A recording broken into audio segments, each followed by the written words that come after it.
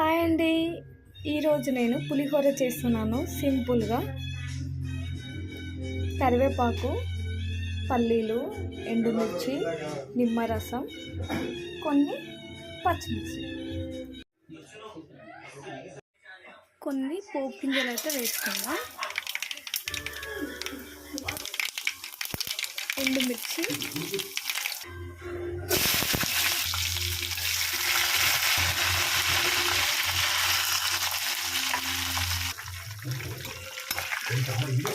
పల్లీలు అయితే వేసుకున్నాను.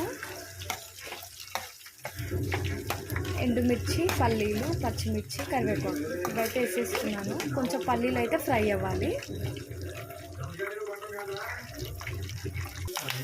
పల్లీలు అయితే మంచిగా ఫ్రై అయితే అవుతున్నాయి.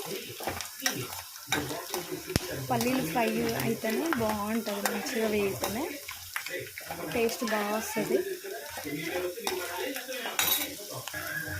ఫ్రై అయిపోయినాయి. ఇప్పుడు మనం పసుపు వేసుకుందాం. పులిహోర కాబట్టి కొంచెం ఎక్కువనే పడుతుంది పసుపు. ఇప్పుడు నిమ్మరసం అయితే వేసుకుందాం. నిమ్మరసం గింజలు లేకుండా అయితే వేసేసుకుందాం.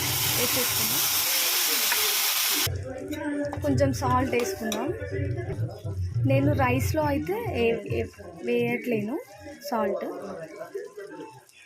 కొంచెం ఎక్కువనే వేసుకోండి, పులుపు ఉంటుంది కాబట్టి. వేసేసి బాగా కలుపుకోవాలి.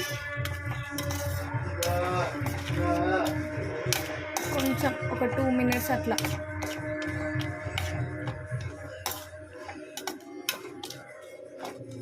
అలా ఉంచేయాలి.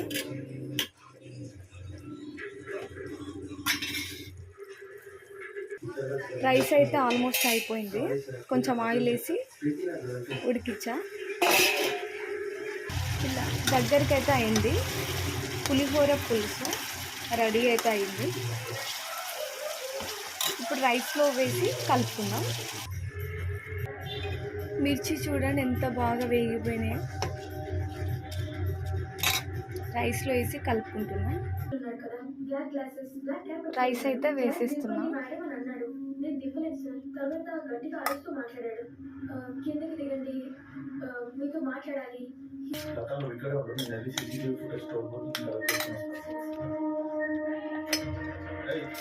మంచిగా అయితే కలుపుకోవాలి. పులిహోర అయితే రెడీ అయిపోయింది. నాకు తెలిసి పులిహోరని ఇష్టపడని వాళ్ళైతే ఎవ్వరూ ఉండరు. మనం తింటూనే ఉంటాం రెగ్యులర్గా. చూడండి ఎంత బాగా వచ్చిందో, బాగుంది. మీకైతే ఫోన్లో సరిగ్గా కలర్ అయితే రావట్లేదు, మంచి కలర్ వచ్చింది. టేస్ట్ అయితే చాలా బాగుంటుంది. ప్లీజ్ నచ్చితే లైక్ చేయండి, సబ్స్క్రైబ్ చేసుకోండి ఫ్రెండ్స్, మర్చిపోకండి. Thank you. Bye bye.